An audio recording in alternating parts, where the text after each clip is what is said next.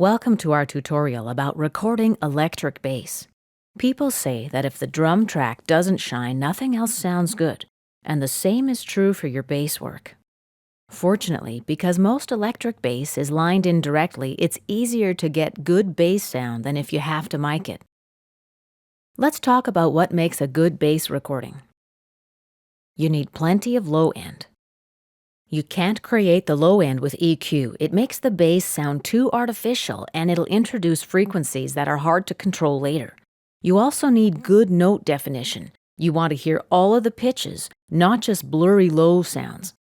The mids and upper mids shouldn't sound nasal and honky.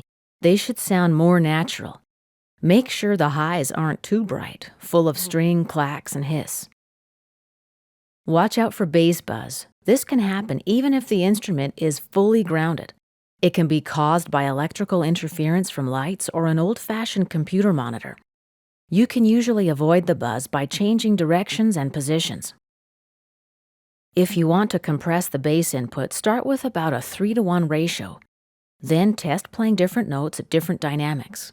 You probably want the compressor to kick in at about halfway between soft and loud. Listen closely for the compressor squash. If you hear it audibly, you might want to lower your threshold a bit. Lay down some test material and see how it lines up with your drums visually. If they're in time and sound fine, then you're in good shape. If you record with a mic'd amp, use a dynamic microphone with a large diaphragm. Now this can be a bit tricky. You might need to spend some time trying out different microphone positions to find one that captures the distortion you're looking for. Pan both the direct and the mic'd signals together and listen to the blend in mono to make sure the frequencies aren't canceling. This is going to thin the bass out too much. You can usually fix this problem by repositioning the microphone. You can also record the bass direct first and then line it out through an amp and record that playback.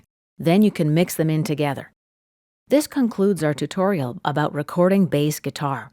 In our next video, we're going to learn about recording the guitar.